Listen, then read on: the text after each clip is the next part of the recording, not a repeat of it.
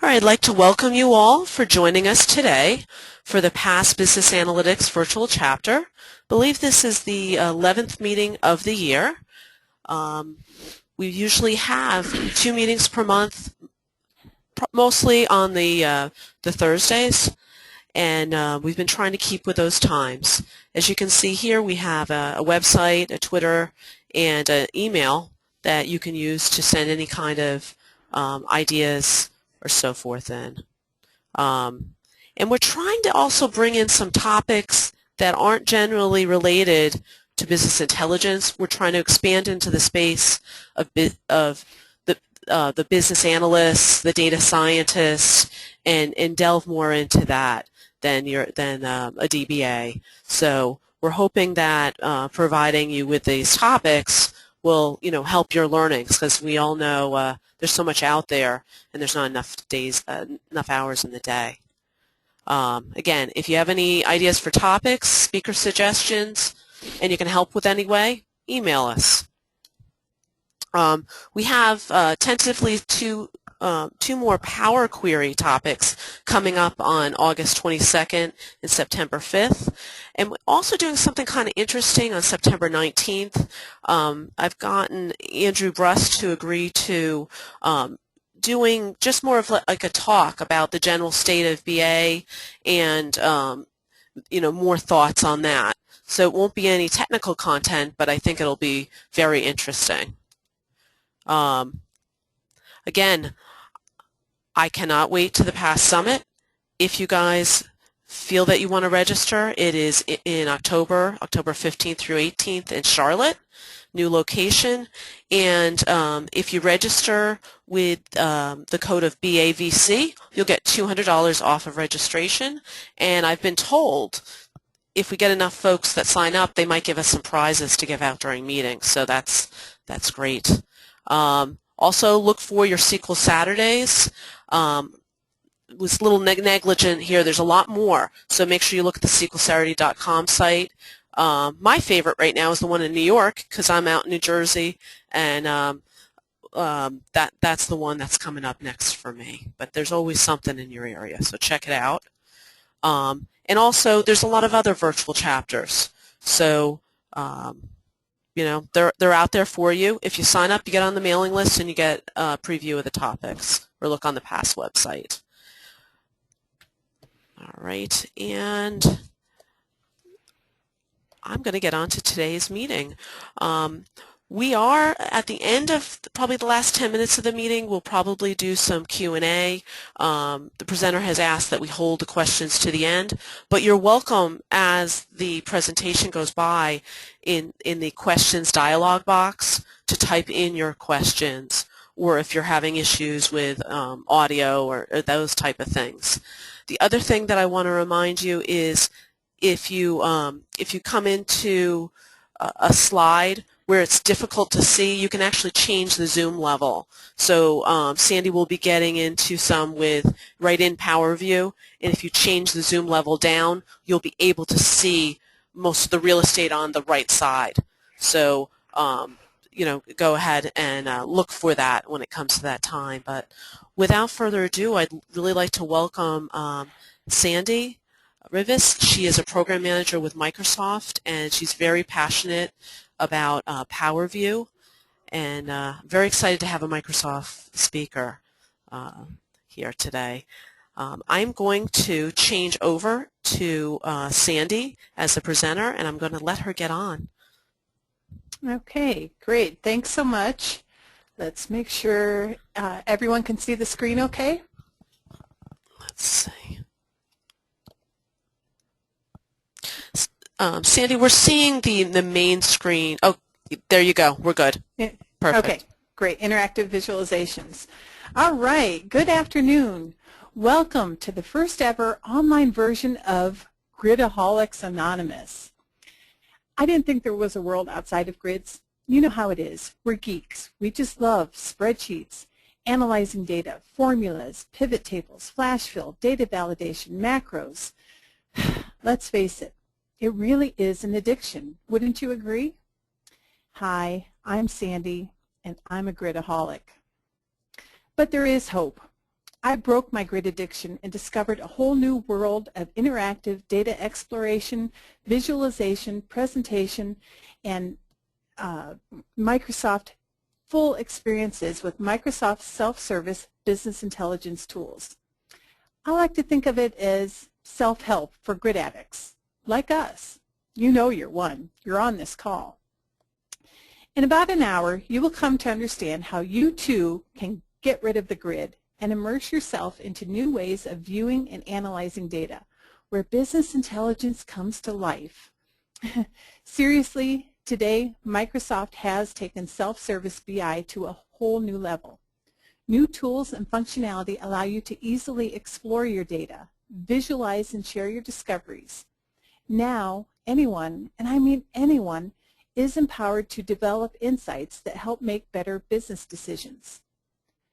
Our unique approach to BI is balancing the needs of end users and IT professionals. One platform that meets both needs. Empowering users through the familiar Office experience. And it's even better.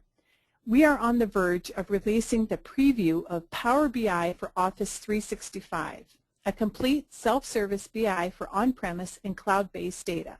This is literally something that's happening right now. At the end of the presentation, I will give you links where you can go out and you can register for this yourself. When I think about our tools, I try and classify them by user groups. It all does come down to self-service, what works best for each user's needs. Today, I'm going to focus on these areas: Power View, Excel, and Power Pivot.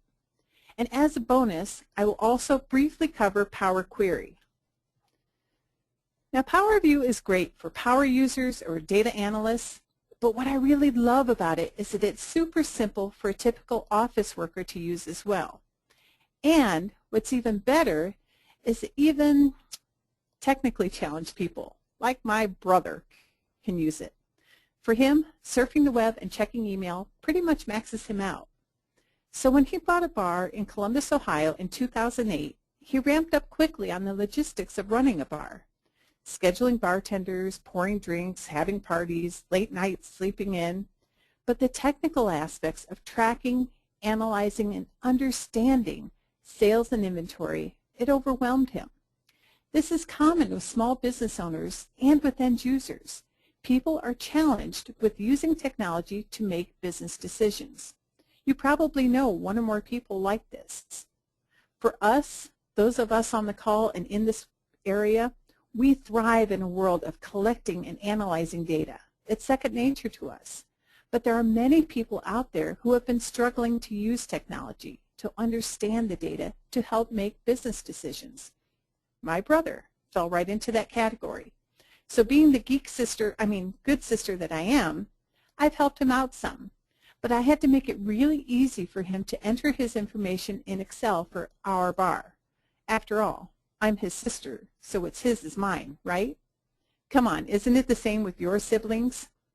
For us, it's always been that way, whether my little brother likes it or not. Let me show you the actual data from our bar. This is real data from the real world. I'm going to switch over to Excel and show you the data. So here's what his data looks like. Daily sales back to October 2008 when he opened. By date, every day the sales are entered by category. Now he had no problem entering the data, but now what? What categories have the highest sales? What are the sales trends by day, month? It's impossible to tell this in looking at the grid.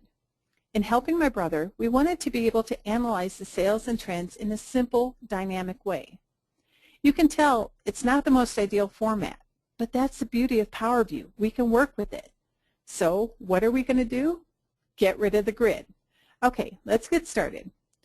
We're simply now, let me just clarify. This is Excel 2013, and Power View, Power Pivot comes embedded in Excel 2013, so there's nothing special you have to do to turn these on. You simply go to Insert, Power View, and it's going to create a new Power View sheet. In this new type of sheet, it has a canvas. You'll notice here's the canvas. This is the visualization area. The area to the right is the filter area. This allows us to filter data. Farther right is the Power View fields. This is similar to what you're familiar with in and pivot tables with the field list and the field well.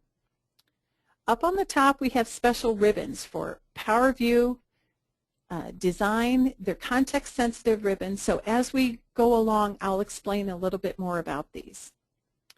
Now you'll notice that by default it created a table for us with the first 6 columns.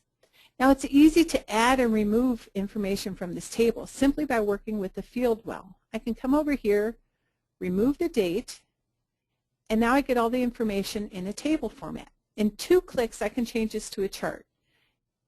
Column chart, clustered column. Now right away we can see there's a definite pattern. It's very clear that beer and liquor have the highest sales. Imagine that in a bar. The other categories also have minimal sales. Now those might be worthy of investigating to see if they're even worthy of carrying the stock. But sometimes even though they don't have high sales, we want to keep them. For example, food, we have very low sales in food, but we want people to drink and we want to keep them enticed, so we offer food so that they'll stay there and enjoy the beverages of the bar. So with a couple clicks, we've answered that first question, which categories have the highest sales? We couldn't tell that from the spreadsheet. Now let's get a little bit more information. We're going to add the year, and these are all fields from that spreadsheet that you saw. We're going to add the year to the axis over here on the right-hand side. And I'm going to change this to a line chart. Now, we can see overall sales are trending up, and that's great. So this was the second question we had. What are the sales trends? And this quickly, we've answered this question. Now let's look at the overall sales with the new visualization. What we're going to do is we're going to simply delete this visualization by selecting it and hitting the delete key. Now I want to add new information here. I'm going to add the year and the sales. Now you notice my year is summarized. Let's fix that. I simply come over here to the field well and I tell it do not summarize. I'm going to change it to a column chart. And right away I can see my sales by year. Now what I want to do is my favorite command here is copy paste. So I'm going to select the visualization. You can tell when it's selected by the little handles it has around it. I'm going to do a Control-C, click on the canvas, and do a Control-V. Now I have a duplicate chart here, but what I want to do is change this. I'm going to add the quarter to the axis. I'm actually going to remove the year. Now I have 2 different charts. Watch what happens. With no extra magic, I can click on one and it automatically cross-highlights to the other chart. Or I can click on this chart and it will show the relative information on the first chart. Now this is great because there's nothing extra that I had to do. This comes built in. It knows that this information is related and it gives us the related information. What's even more fun is that I can add another visualization.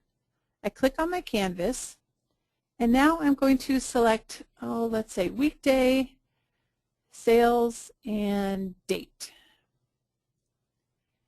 Now I'm going to leave this one in a table because I want to see this information in this format. I can reduce the size by coming up here on the Design tab at the top, and I can reduce the size of that. I can also reorder these fields by coming over to the field well on the right-hand side. Say I want to move date up.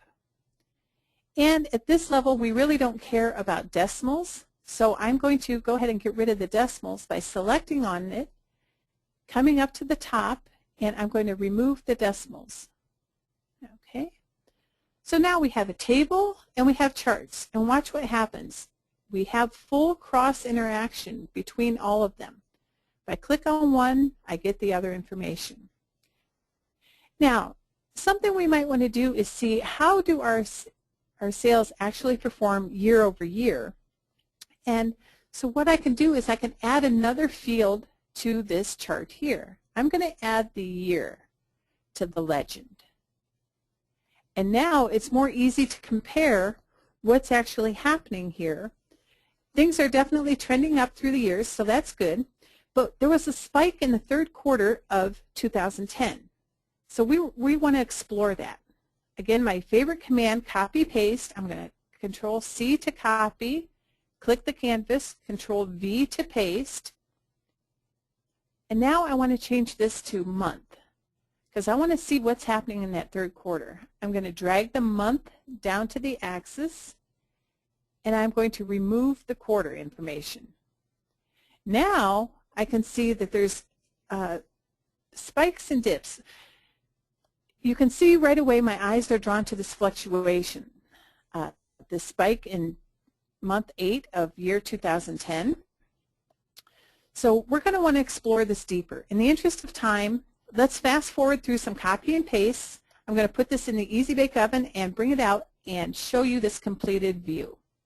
Now it's the same thing that we had. Here's our year chart, our quarter chart, the month. We still have the detailed sales information over here. Okay. Now I think this is really pretty. I like these colors, but my brother thinks they're not quite masculine enough, so it's easy to change the theme in the background.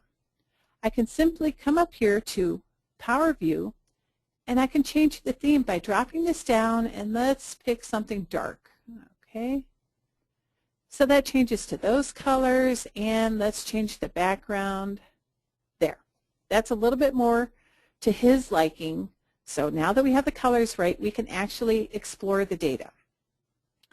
Now looking at this, he can see spikes and dips. Looking at the weekday, what stands out here? Okay, for example, Mondays early on proved too much for people to go back to work and keep drinking, so we decided to close on Mondays. Now let's focus on the months. Some spikes are one-time special events, for example, in August of 2010. Patterns may be recurring events, which helps us to repeatedly forecast. For example, June has consistently grown in sales year over year due to an annual event in Columbus we've learned to plan for. The same is true for December. Our bar is the place to be on New Year's Eve. But let's drill a little bit deeper and see what insights we can capture from the data to make better business decisions. Let's filter to 2011. And this is easy to do because we want to filter on the year, so I'm going to go over here to the field list. I'm going to drag the year to the filter pane. And I want to tell it that I only want to see 2011.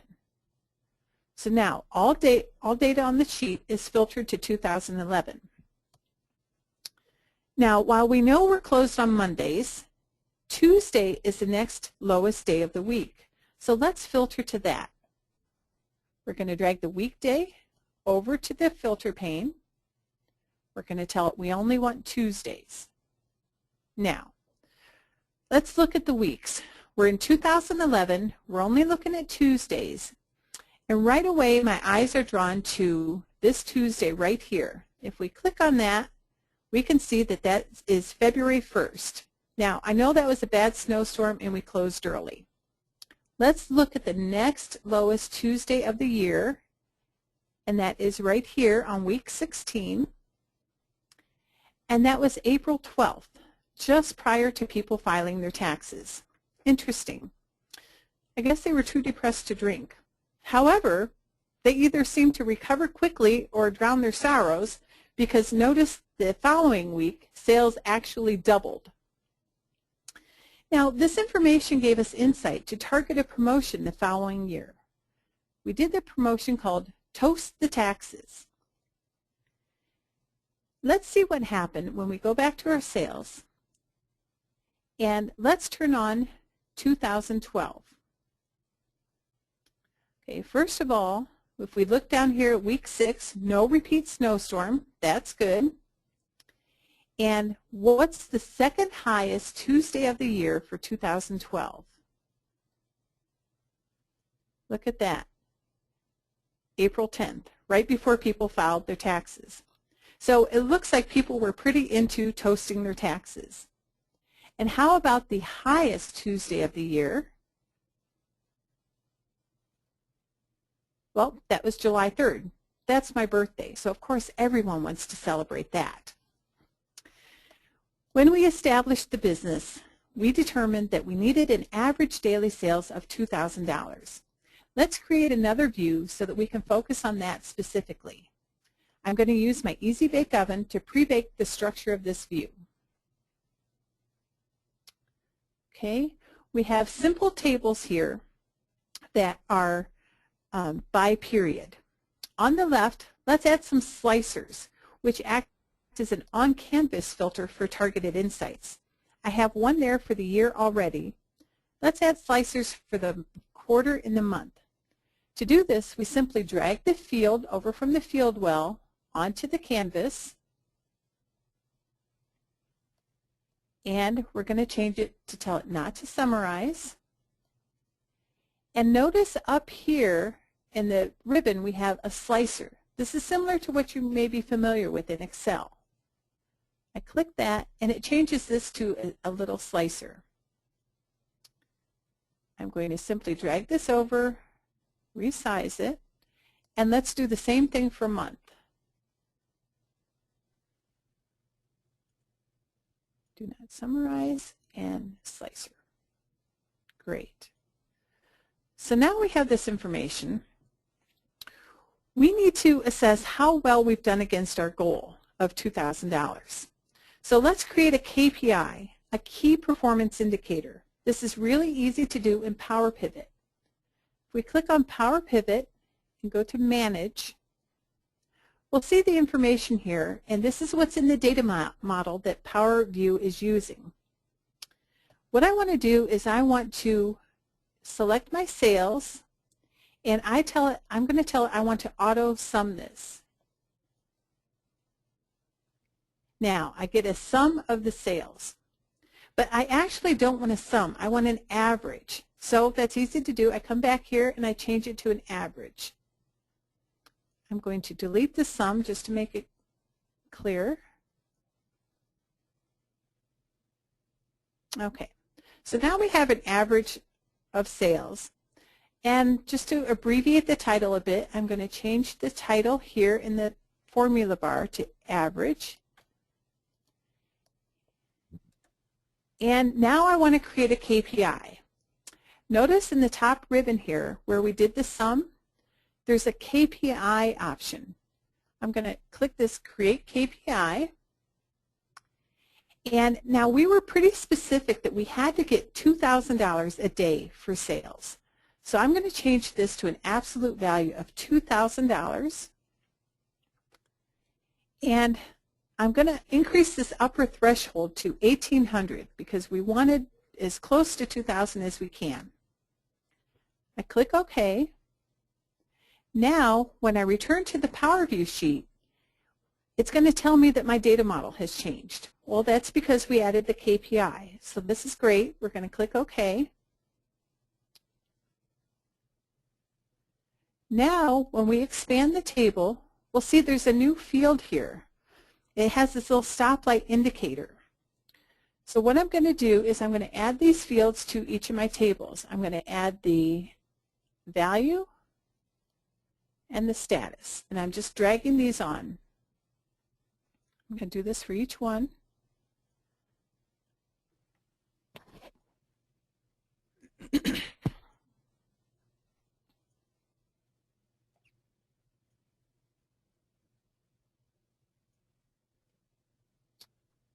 And finally here. Okay. So now this is great because this little stoplight indicator tells me when I've hit my goal, when I was close, and when I was far away by the red, yellow, green indicators. Let's analyze the year. Pretty good considering the second full year of business, we hit our goal. Because remember we opened in October of 2008. So the first full year was 2009. In 2010, the average daily sales was just over $2,000. That's great. Now looking at the quarters, we get the insight that spring and summer with our patio bar, we are achieving our daily goals. But the same insight also tells us that maybe enclosing or heating the patio in the fall and the winter may increase sales. Now we can use the same data to forecast. With a couple clicks of the slicers, let's go to year 2012 and quarter 3, which is where we're at right now. Now we can see the performance from last year and how we might address it this year. For example, let's look at our weekdays. We know we're closed on Mondays. Tuesdays and Thursdays definitely need some attention.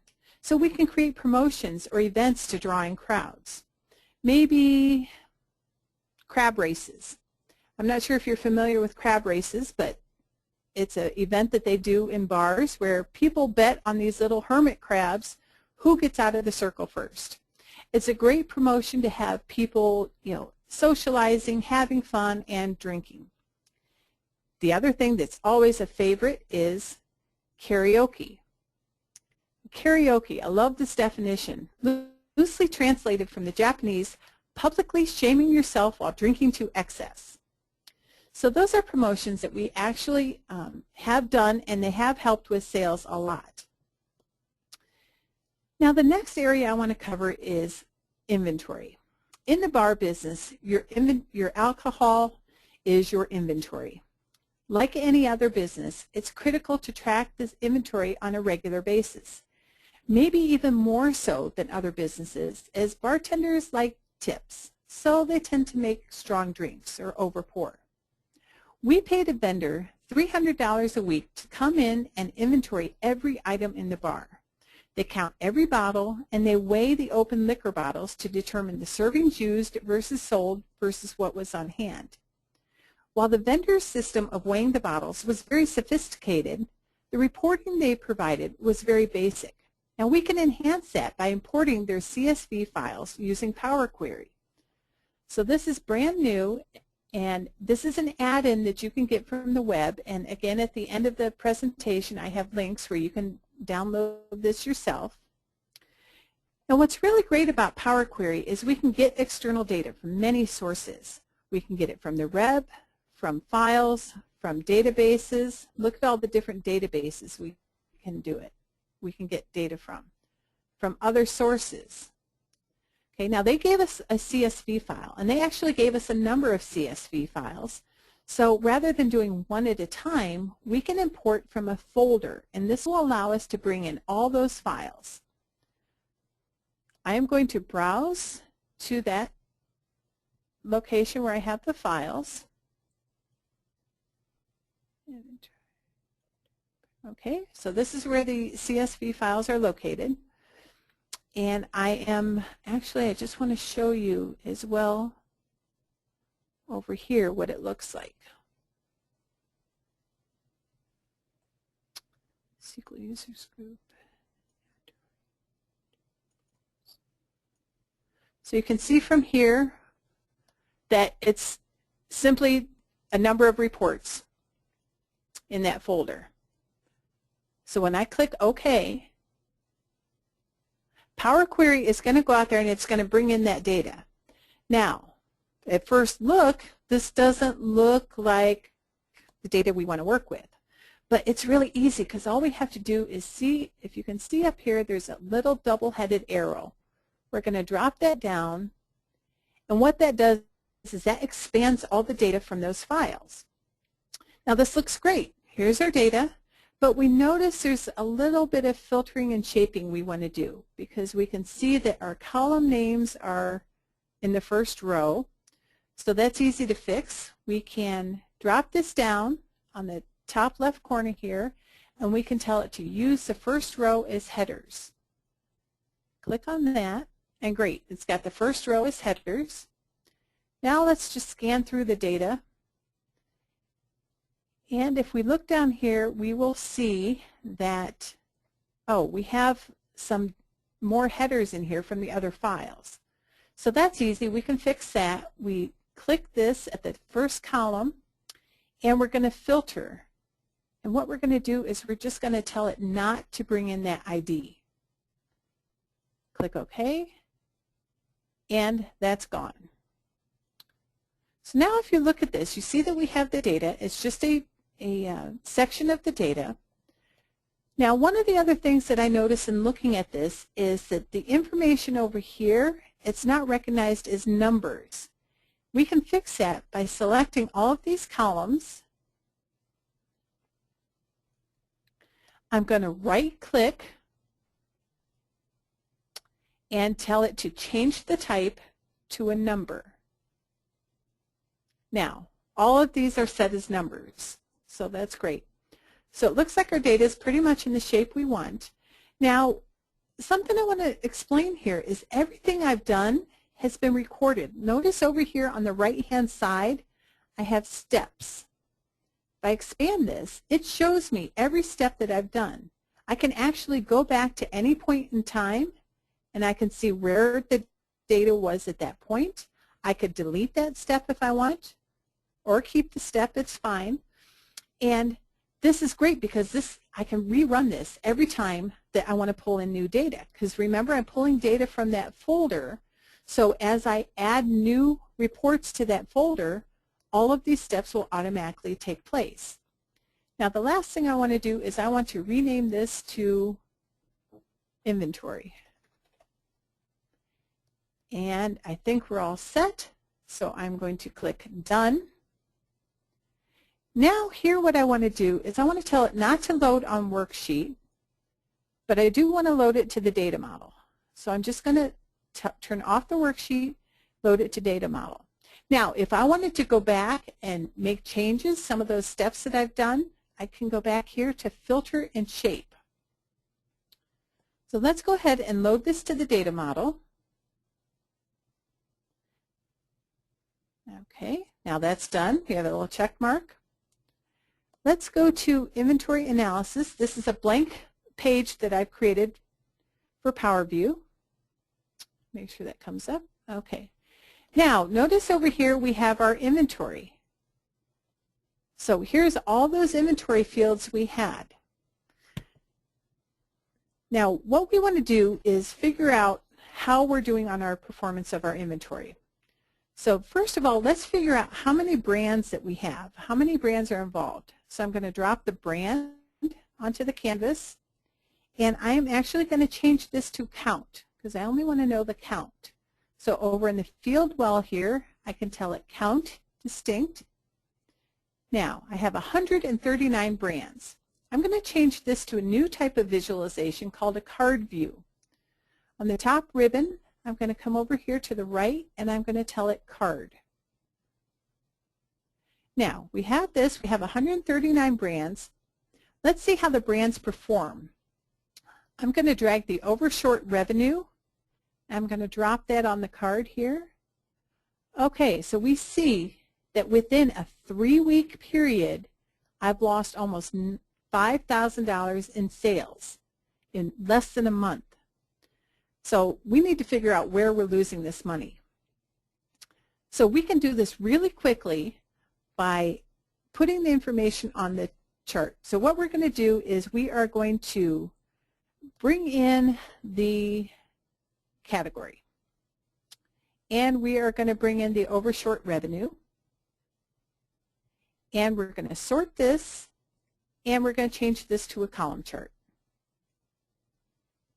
Now, right away, I can see that vodka is the biggest loss of all my inventory so far, with the other ones behind as well. Now, let's get some more information. Okay, exactly what brands are we talking about? So we're going to bring in brand name with a new visualization, the overshort revenue. We're going to sort the column by clicking on the title, and we're going to change it to a column chart.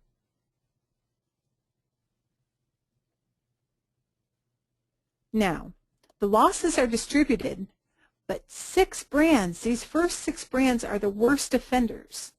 Let's look by category. If I click on the vodka, I can see 3 out of the top 6 brands are actually in vodka.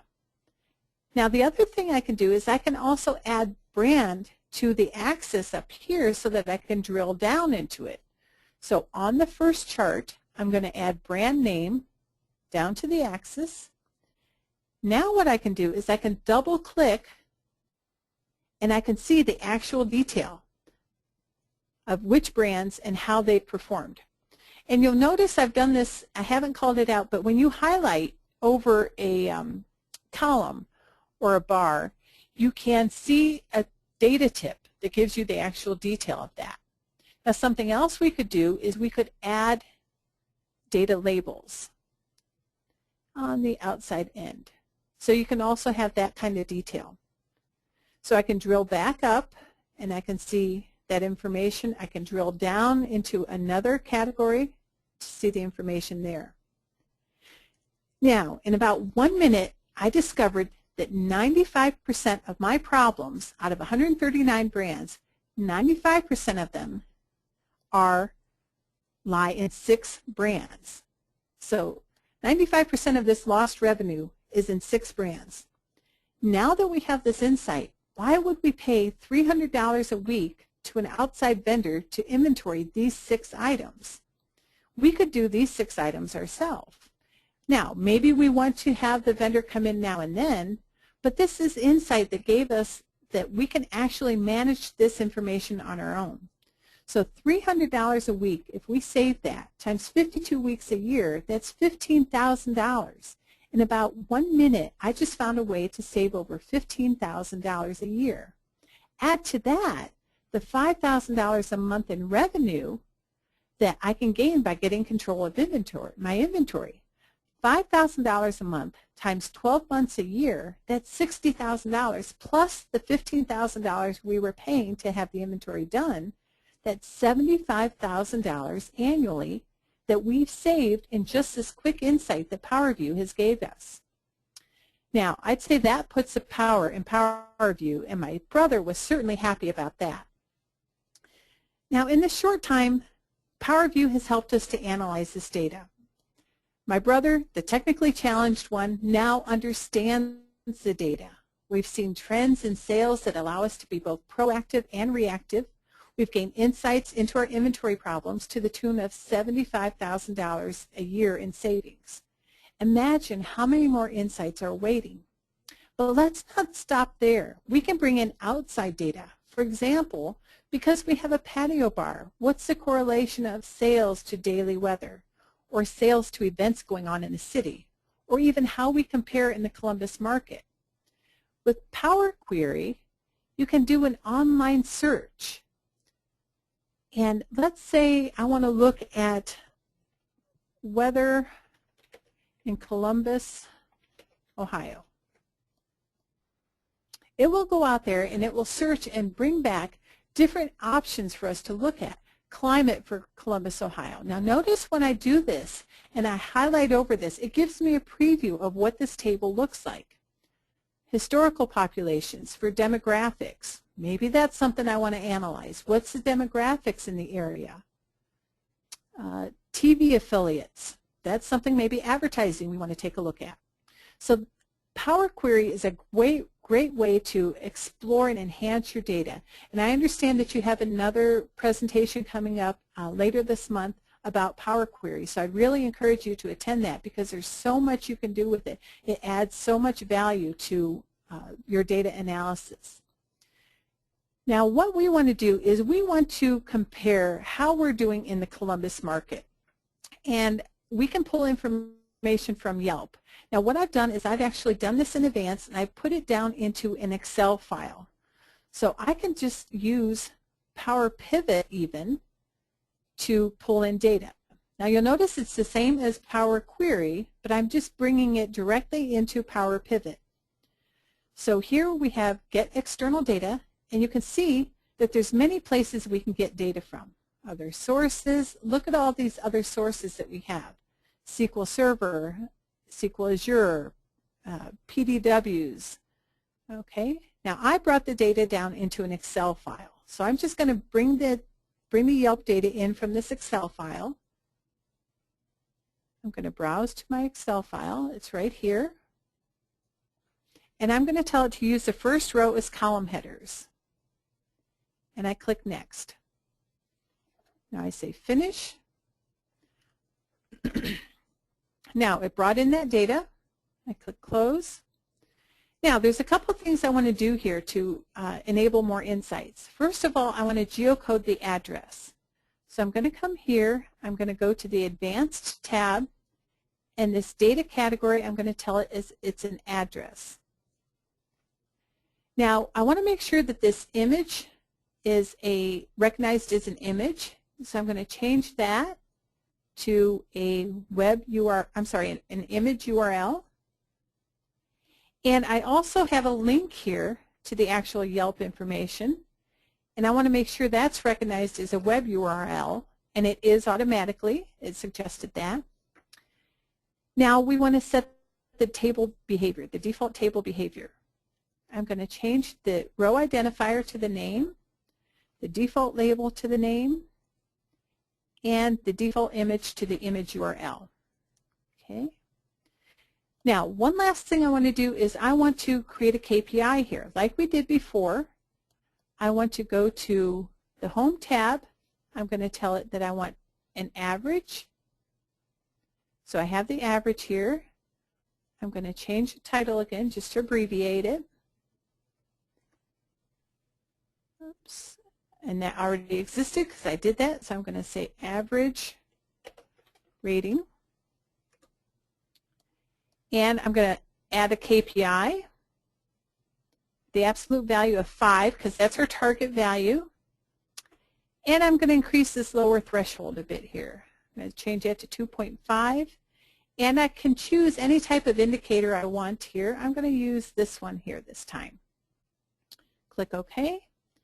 And I think we're all set. That's everything I want to do here. Let's go back to Power View. We're going to go to the Competitive Analysis tab. Okay, and this was just a blank sheet that I pre-created. Now you'll notice over here that I have Yelp data. This is that data I just pulled in. So what I'm going to do is I am going to add to my canvas the name, the value from this KPI, and the status. And I'm going to change this to a card. Now, I have all that information. Now notice how the name is bigger. That's because when I set those default table properties, I told it that the default label was the name. Now the other thing I did was I told it that there's a default image, which was the image URL. So I'm going to add that to the visualization as well. So now I have the image, the rating, and the KPI. Well, that's great, but let's add a little bit more information because I want to see where these competitors are located. Now remember, we geocoded the address, so I'm going to add address, and I am going to add the value, the average rating here. And a new type of visualization we can do is a map. Now just with this information, address and rating, I click on map, and notice I have this information. It's already zoomed in. I'm going to zoom out so you can see. This is an interactive map with Bing, and we can zoom. We can pan left, right. Now I want to change this a little bit because I want my rating to be in the color. So let's see. So now I have a legend with the actual ratings. Now one of the things I want to do is I don't need this title up here, so I am going to go to the layout, and I'm going to remove that title. So with this, I can interact. Now I can interact across these visualizations. I want to see those competitors that are not doing that great. So I can click on the legend here, and notice it cross interacts with the card. I can also see those competitors that are doing well. So those are the ones I want to worry about. I want to see what they're doing. Now, this is great to have this information, but maybe my brother wants to spy a little bit more on these competitors. Remember we did that web URL? So I'm going to add the link over to the card. So now I can see these different competitors. I can click on this link and it will actually go out to their website, to the Yelp website. I'm going to show that. Oh, I can't access it from inside Microsoft. They don't like us looking at their data. But you can actually do this. You can click on this and it will actually go to their website on Yelp so that you can read the reviews. You can see what they're doing well, what people like and what don't like. And that will give us a competitive advantage to find out what's going on and help our sales with that. Now, in this short time, we've gone through a lot of things, and I want to give you an opportunity to ask questions and see just what kind of information that you are using and what kind of questions you might have. So let's go ahead and spend some time if you have questions. And Melissa, I'll let you help me out here if we have any questions. Okay. The only question that came up, there was a couple about sharing the slides at a later time. We will be doing that, and hopefully Yes. we'll get the recording of this session up by the end of the day.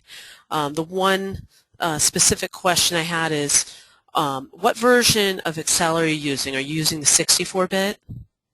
I am using the 64-bit. Now, Excel 2013, as long as you're using Excel 2013, Power View, Power Pivot are automatically embedded in there.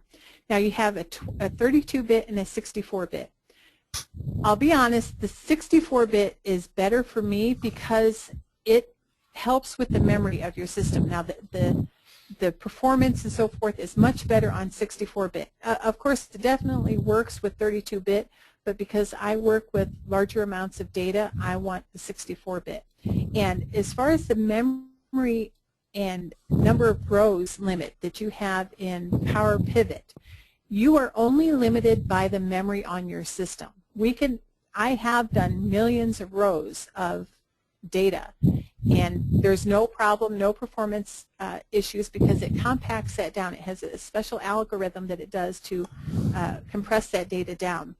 And of course, there's tips and tricks on how you can get increased performance by not bringing in unnecessary fields and so forth.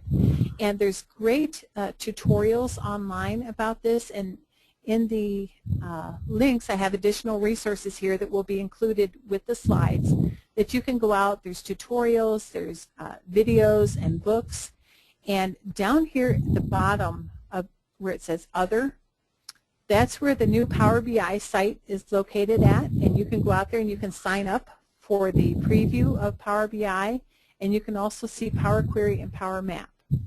So the most important thing is that you need Office 2013, and of course it does work with Office 365, and the other criteria is that it has to be the Pro version.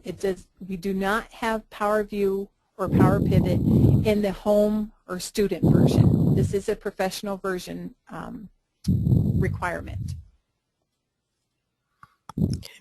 So the question that I think you just answered is that is Power Query an add-on that you download separately? Yes, Power Query and Power Map are add-ons. In fact, I'm going to click on that link right here, and it takes you right to download Power Query and Power Map preview for Excel 2013. It tells you any prerequisites, which is Office Professional Plus or Office 365 Pro Plus, 32 or 64-bit, and it's really simple. You download Office if you don't have it, you install Power Query or Power Map. And if I go back to Excel, I can show you when you install these on the Insert tab, here's Power Map, and Power Query is on its own ribbon tab. So when you install those and then you open up Excel, they'll automatically be there. Okay.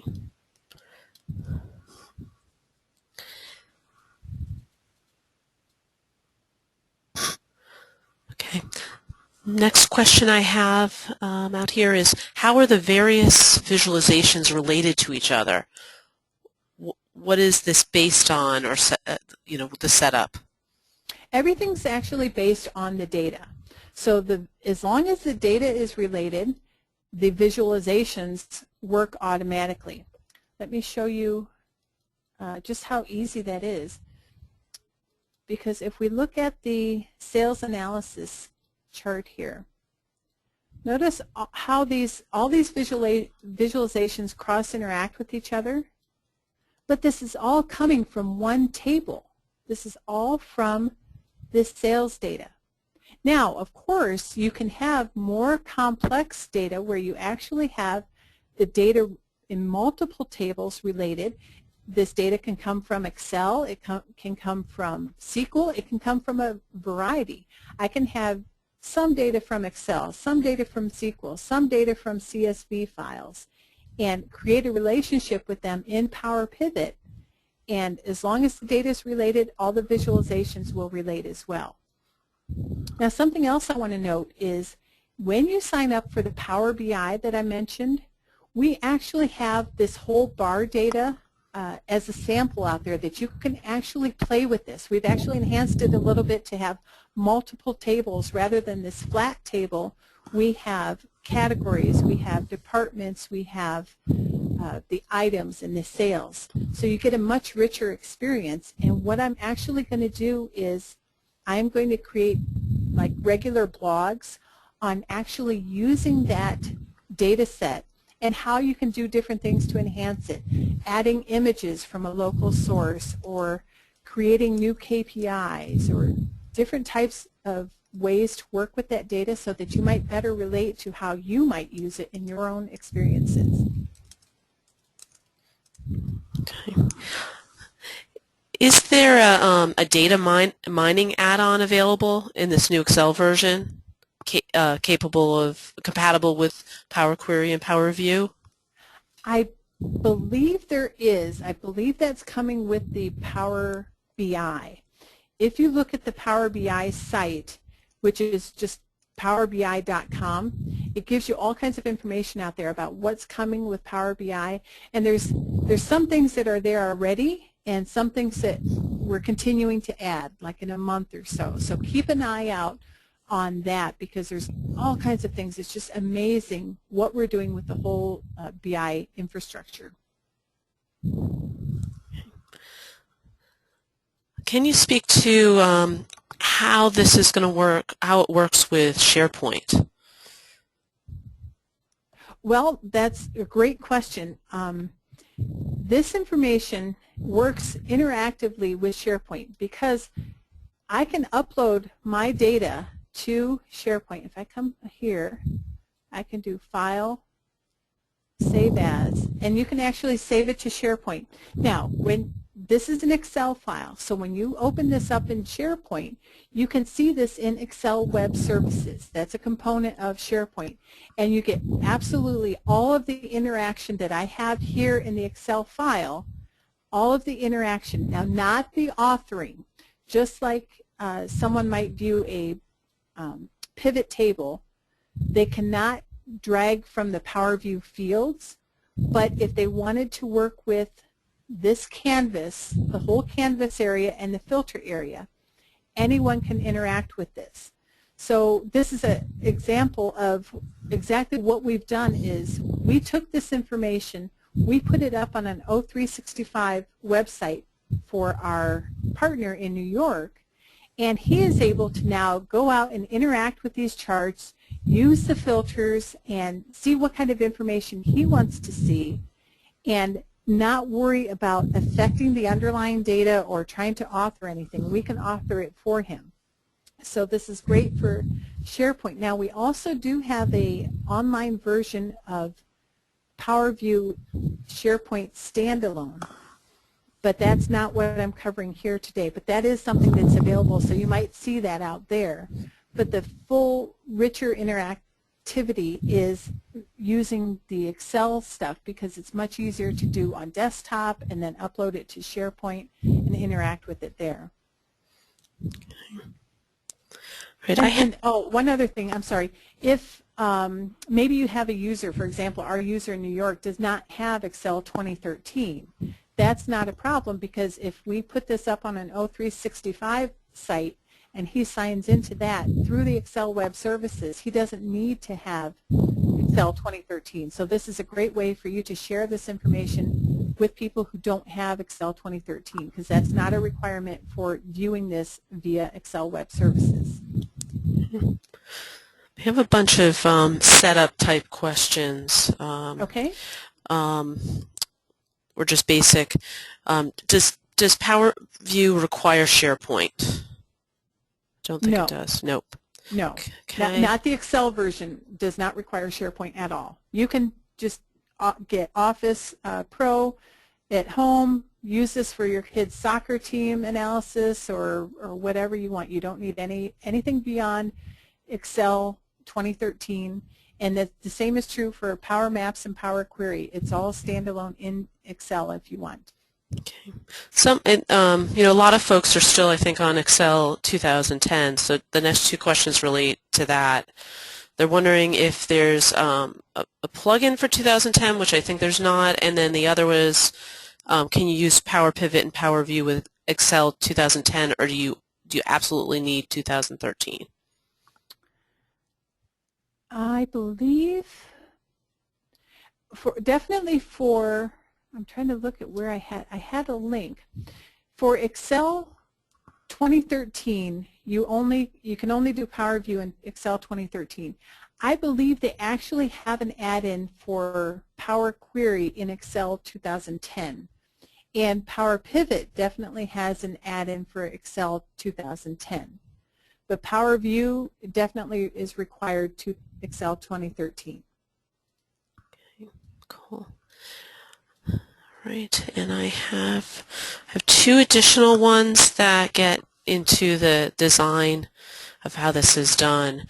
VAST to show the interface where you show the relationships, you put the relationships between the data, and the other is how could a user create and save a pivot style report, save it and refresh it monthly